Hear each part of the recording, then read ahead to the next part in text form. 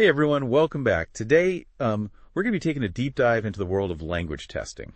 A topic I'm sure you're all eager to explore further. We've got a presentation and a PDF excerpt to help guide our conversation. The presentation will give us that kind of like big picture overview. And the excerpt goes a bit deeper into the specifics. It's interesting how we often think of these tests as just these hurdles to jump over, Right. But there's so much more to them than just assessment. Okay, so you're saying it's more than just getting a good grade. Mm-hmm. The presentation lists 5 reasons why testing is important. One of them, and this kind of surprised me, is that testing can actually make us better language learners. Absolutely. Think of a well-designed test like a roadmap. Oh. It helps you see where you are in your learning journey, highlights those areas where you excel, and pinpoints those spots that you might need to focus your efforts on. So it's less about proving what you know and more about what you need to learn next. Exactly. The presentation also mentions accountability, and this plays a crucial role in language learning. So when there are clear learning objectives and assessments in place, it creates this kind of shared sense of responsibility. I can see how that would push both sides to aim higher. Now, what about guidance for instruction? I'm kind of curious how a test can actually shape the way teachers teach. Well, imagine a teacher gives, let's say, a formative test, like a quick quiz or a small in-class activity, and they notice that a lot of students are stumbling on a particular grammar point. This instant feedback allows the teacher to adjust their lesson plan, maybe dedicating more time to that tricky concept or trying a different approach to explaining it. So the test becomes like this real-time feedback tool. Exactly. It's helping the teachers tailor their instruction to the needs of their students. That's right. That's really interesting. And then there's motivation. Oh, yeah. For me, having a test on the horizon definitely lights a fire under me to study. Absolutely. That sense of anticipation, that desire to perform well, it can be a powerful motivator. And those regular assessments, whether they are formal tests or more informal check-ins, can help maintain that momentum, encourage those learners to stay engaged with the material. And of course, we can't forget certification. These high-stakes tests like the TOEFL or the IELTS, they're more than just another exam, right? Right. They open doors to opportunities. Yeah. Whether it's pursuing higher education in a foreign country or landing that job that requires specific language skills. Right. These standardized tests provide a globally recognized benchmark. So we've talked about how language testing can benefit both individuals and the whole educational system. But this kind of brings us to another question. What makes a good language test, well, good? Our sources point to 5 essential qualities. Okay, I'm ready for another list. Hit me with those 5 qualities. Okay, hold on. It's not just about ticking boxes. Okay. These qualities are all interconnected. They work together to create a truly effective assessment. All right, fair enough. So what's the first one? The first is validity. Think of it this way. If you were training for a marathon, you wouldn't assess your progress by seeing how fast you can swim a lap in the pool, right? Right. A valid language test has to accurately measure what it's supposed to measure. So if a test is designed to measure fluency, it should actually test a student's ability to communicate effectively and spontaneously, not just their knowledge of grammar or vocabulary. Right. So making sure the test actually aligns with the intended learning outcomes. Yes. Now, the next quality is reliability. Okay. A reliable test is consistent. Okay. It's like a scale. You expect it to give you the same weight every time you step on it. Right, unless my weight has actually changed. Exactly. So if you take the same language test twice, you should get roughly the same score unless your language skills have drastically improved or declined in between. That makes sense. So it's producing consistent results under similar conditions, regardless of who's taking it or when they're taking it. Now, practicality might seem straightforward, but it's crucial. Practicality. I'm guessing this means that the test needs to be, well, practical. Exactly. Something that teachers can actually administer without needing a team of assistants or a supercomputer. A good test needs to be feasible. It needs to be feasible to administer and to score. Okay. Within, the constraints of a real classroom or testing center. Right. So no 3-day-long exams with essay questions that need a PhD to grade. Exactly. Got it. What about fairness? That seems pretty important. Fairness is absolutely paramount. Okay. A fair language test ensures that everyone has an equal opportunity to demonstrate their skills, regardless of their background or personal circumstances. So a test designed for students in one country shouldn't contain cultural references or idioms that might disadvantage students from other cultures. Exactly. Fairness means avoiding that cultural bias and creating a level playing field for all test takers, so their scores truly reflect their language abilities. Okay, so we've got validity, reliability, practicality, and fairness. What's that fifth and final quality of a good language test? Comprehensiveness. Oh. You wouldn't judge a chef's skills just based on their ability to make one dish, would you? Right. A comprehensive language test assesses a range of skills. Okay. It looks at listening, speaking, reading, and writing, rather than focusing on just one or two. So it's like a full-body workout for your language skills. You're not just testing grammar or vocabulary in isolation. You're actually looking at how well someone can use the language. That's a great way to put it. Okay. A comprehensive test provides a more holistic view of a learner's proficiency. That's a fantastic overview of the qualities that make a good language test. I'm starting to see just how much thought goes into creating these assessments. And it's important to remember these qualities aren't just theoretical ideals. Right. They're actively considered by test developers, especially when creating these standardized tests like the TOEFL and IELTS. Okay, so how do those big-name tests stack up against these 5 qualities? Well, these tests are designed by teams of experts who are constantly researching and refining their methods to ensure that the tests are as valid, reliable, practical, fair, and comprehensive as possible. So they're really striving to hit all those criteria we just talked about. Yeah. I'm curious to know a little bit more about how they go about doing that. I will take validity, for instance. Okay. Test developers spend a lot of time and effort making sure that the questions on these tests accurately measure the skills they're supposed to measure. They do extensive research, they analyze data from previous tests, they even conduct pilot tests to get feedback and make sure those questions are doing their job. So it's not about just coming up with tricky questions to stump people. It's about making sure those questions are measuring what they claim to measure. Exactly. Okay. And when it comes to reliability, standardized tests like the TOEFL and IELTS are administered under strictly controlled conditions. Okay. There are clear time limits, standardized instructions, right, and specific scoring procedures. So you want to make sure everyone's taking the test under the same conditions so the results are truly comparable. Right, and practicality. Okay. These tests are offered all over the world, so they must have figured out a way to make them practical to administer on such a large scale. They have to. They're designed to be manageable for both test takers and administrators. They're offered in multiple locations all around the world at various times throughout the year. And the scoring process is often automated just to ensure efficiency. Okay, so they've got the logistics figured out. Now, what about fairness? How do they address those potential biases in these large-scale tests? Well, fairness is a top priority. Of course. For any standardized test. Test developers go to great lengths to eliminate bias from the test items. They want to make sure that all test takers have a fair shot at showing what they know. Right. They use these statistical techniques to identify and address any potential sources of bias. So they're really putting a lot of effort into creating these tests that are as fair and as unbiased as possible. Absolutely. Okay. And finally, comprehensiveness is achieved by including a mix of tasks that assess all 4 language skills: listening, speaking, reading, and writing. Right. The TOEFL and IELTS, for example, have multiple sections. Oh. Each skill, giving that well-rounded picture of the test taker's proficiency. Okay, so these standardized tests really do seem to embody all 5 qualities of good language testing. They've got the validity, reliability, the practicality, the fairness, and the comprehensiveness. Now, I'm curious to know more about the different types of language tests out there. Well, it's important to remember that not all language tests are created equal. Right. They come in different flavors, so to speak. Okay. Each with its own purpose and style. Okay, so let's dive into those language test types. What categories are we talking about here? Our sources outline 5 main types. Okay. Formative, summative, diagnostic, proficiency, and performance-based. 5 types.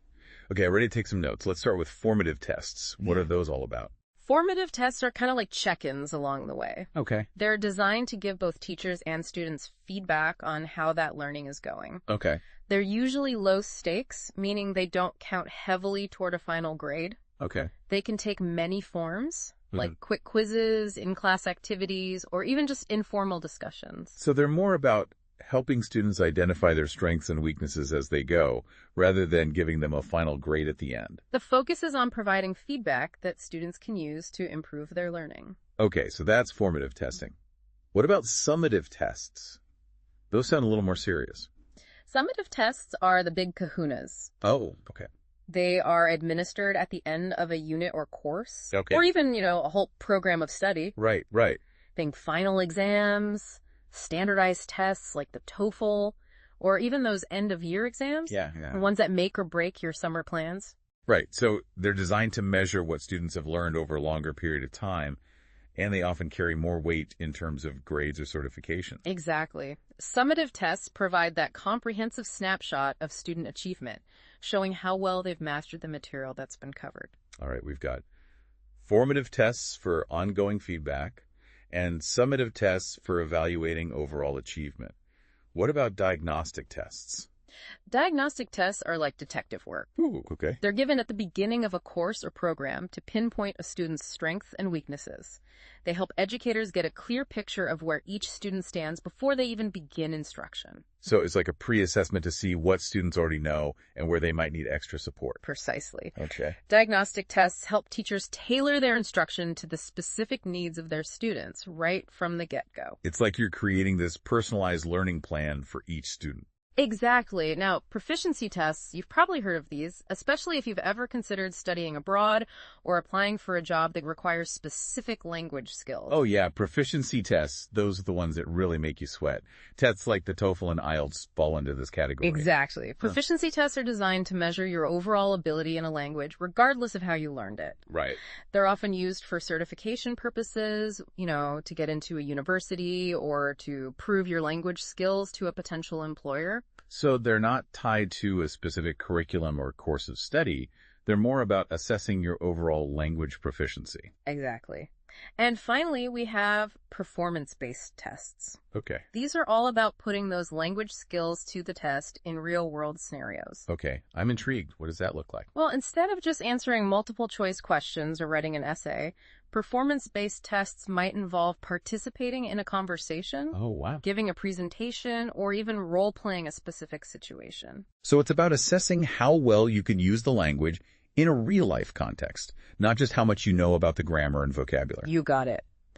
Performance-based tests focus on communicative competence, which is all about being able to effectively communicate and interact in real-world situations. That's a pretty cool way to test those skills.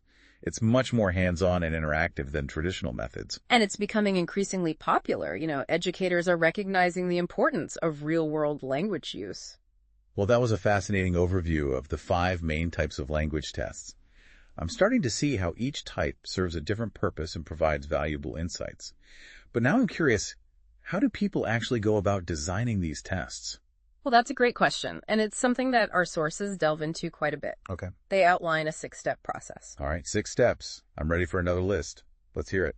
Well, before we jump into the steps, it's important to remember that designing a good language test isn't just about throwing together some questions. It's a thoughtful process, Yeah. It requires careful planning and a deep understanding of both language and assessment principles. All right, fair enough. So what's the first step in this process? The first step is to determine the purpose of the test. It might seem obvious, Right. but it's crucial to be crystal clear about what you are trying to achieve with the test. Are you trying to assess student learning at the end of a unit? Are you trying to identify strengths and weaknesses before a course begins? Right. Or are you trying to certify someone's overall language proficiency for, professional purposes? So before you even start writing questions, you need to have a clear vision of what you're hoping to accomplish. Exactly. The purpose will guide everything else from the types of questions you ask to the way you score it. Okay, so you've determined the purpose. What's next? Next, you need to identify the content and skills that you want to assess. Okay. What are the specific language skills and those knowledge areas you want to test?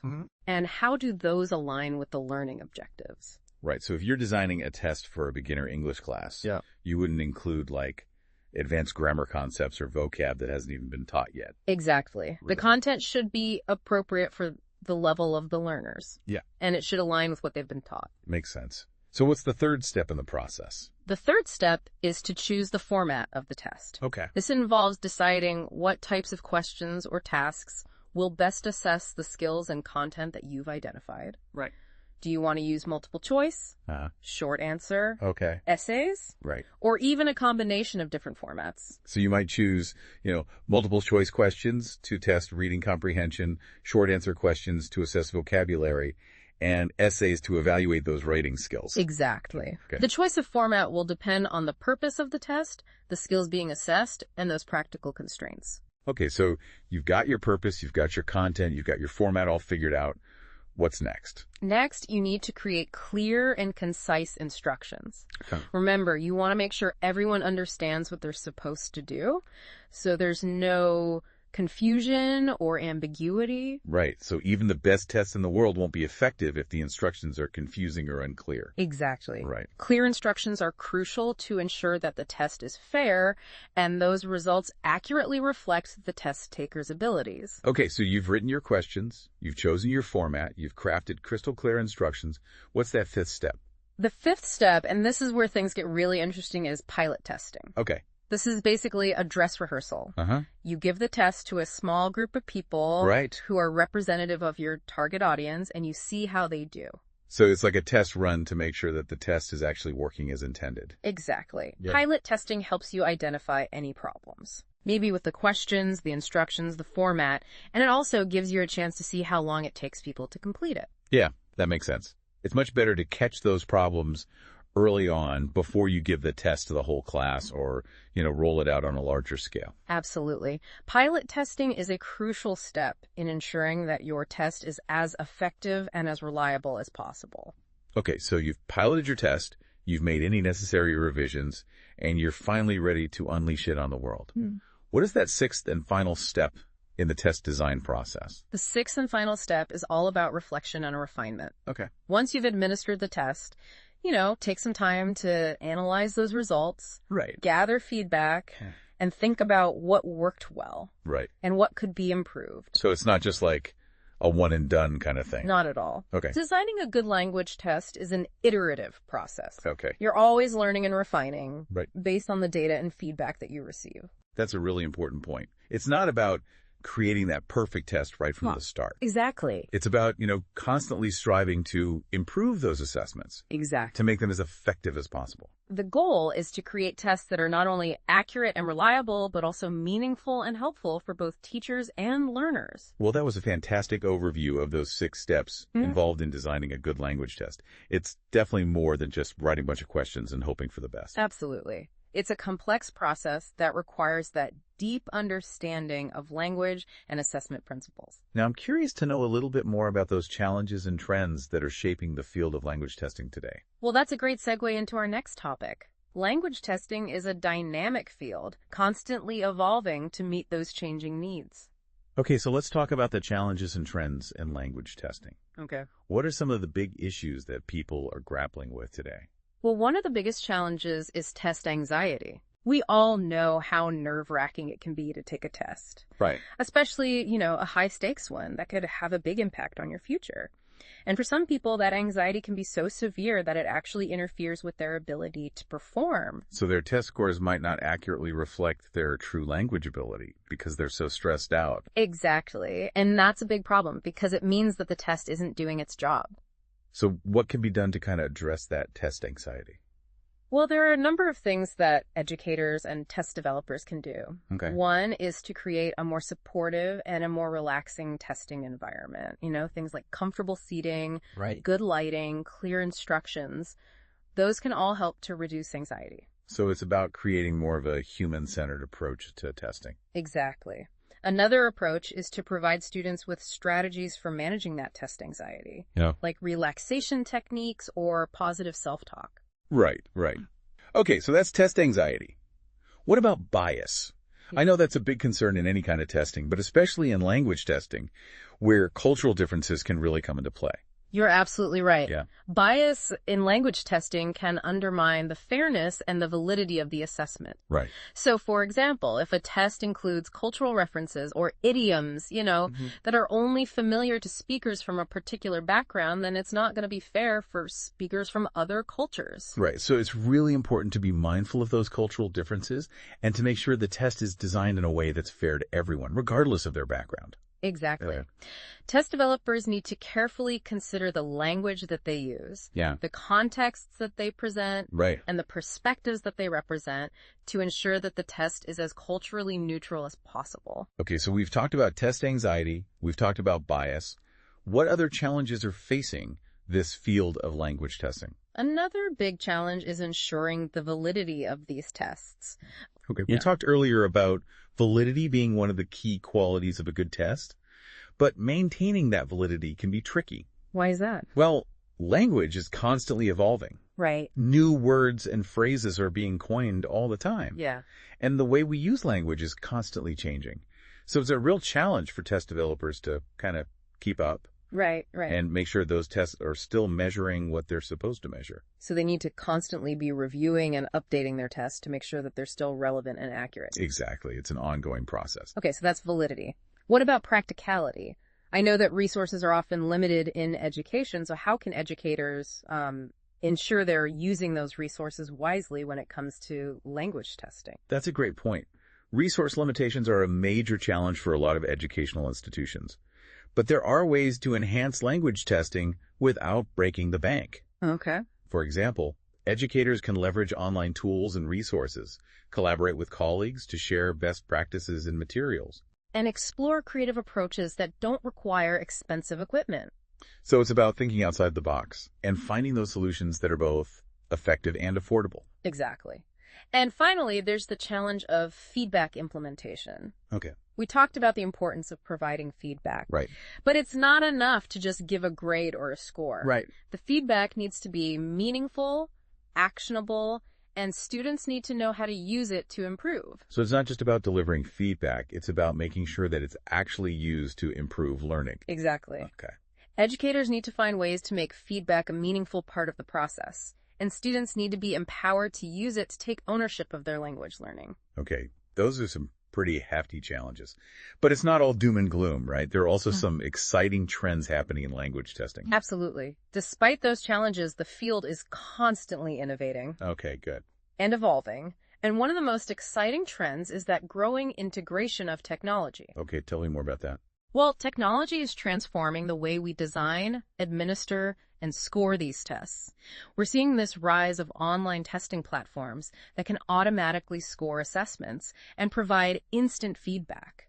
So instead of waiting weeks for the teacher to grade a stack of papers, students can now get their results and feedback right away. Exactly. And that can be really motivating for learners. It also frees up the teacher's time so they can focus on other aspects of teaching. That's amazing.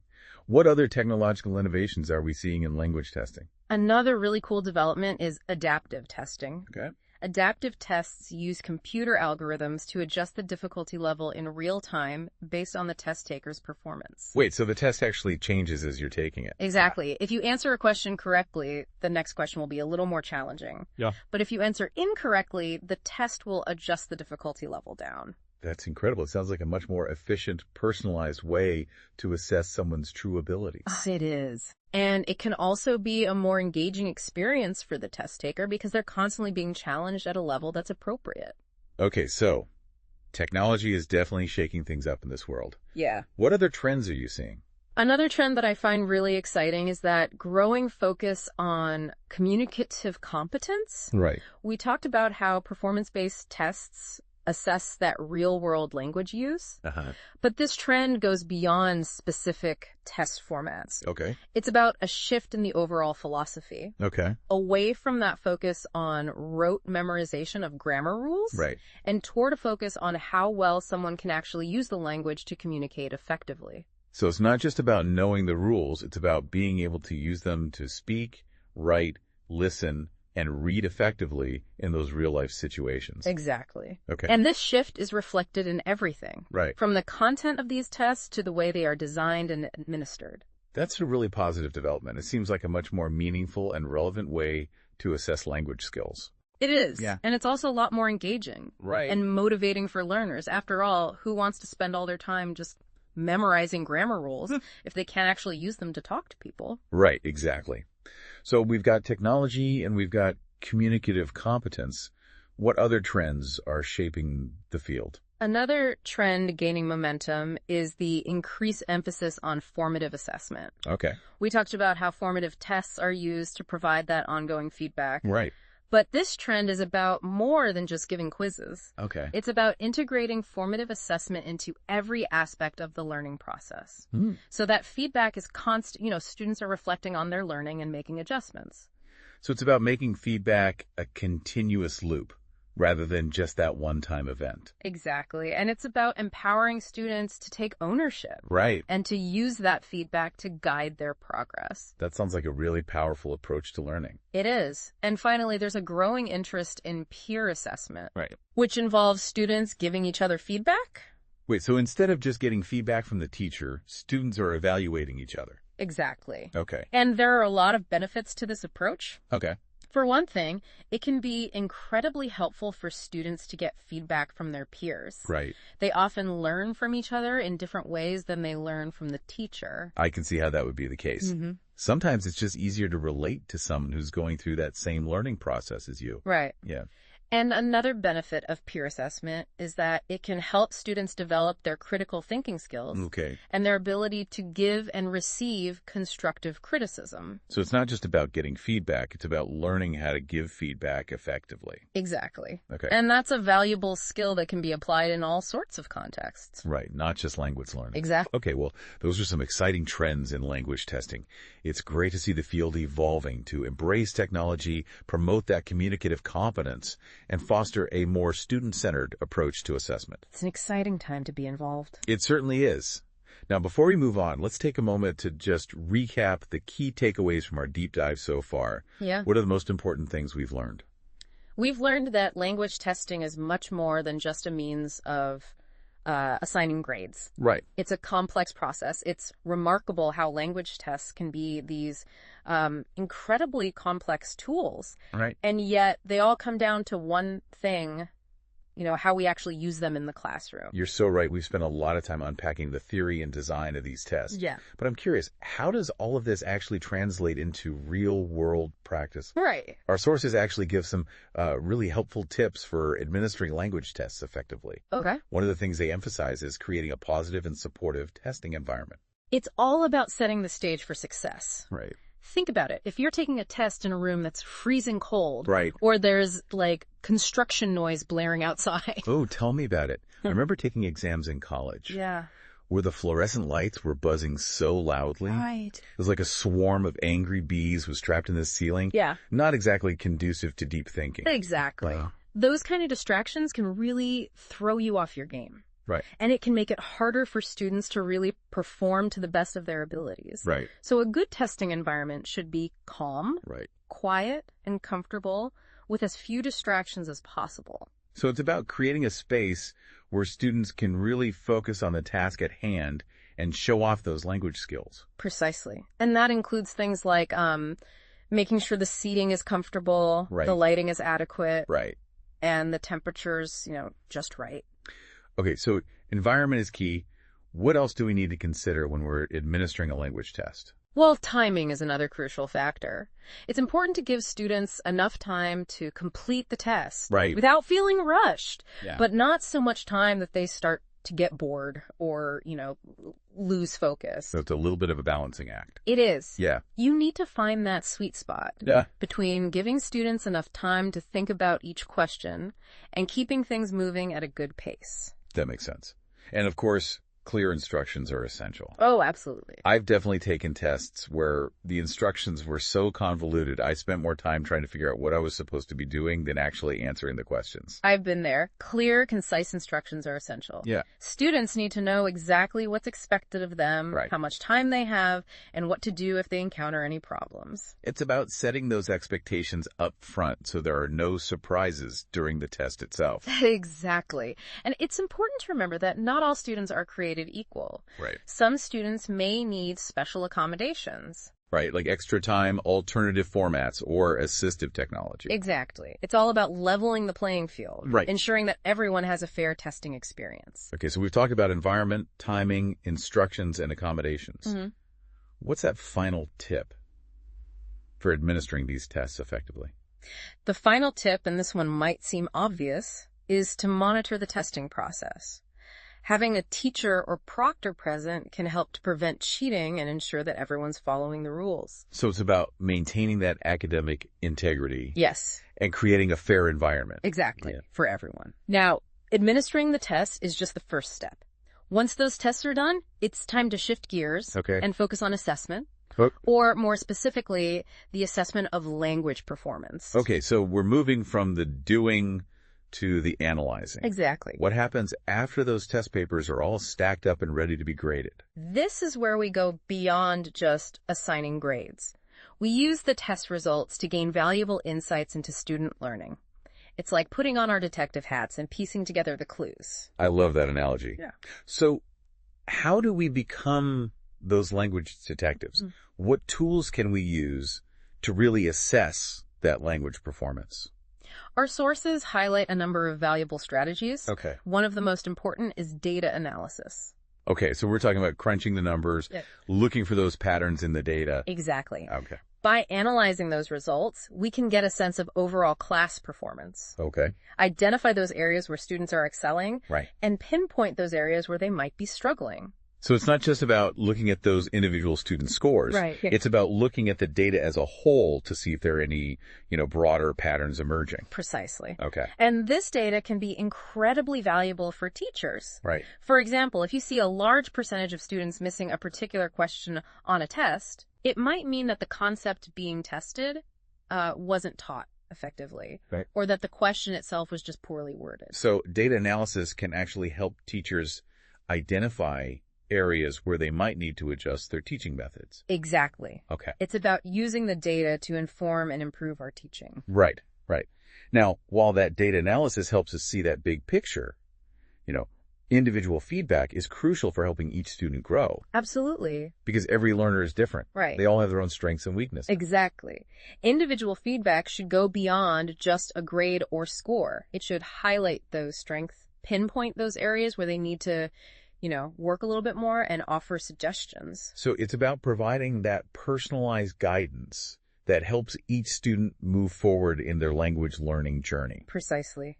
And it's not just about what happens on a single test. Right. It's also about, tracking those performance trends over time. So we're looking at how students are progressing over, weeks, months, or even years. Exactly. Okay. By looking at how they perform on, a series of tests, we can see those patterns. Right. Are there any areas where they are consistently struggling? Are they making progress in others? So it's like creating this growth chart for language development.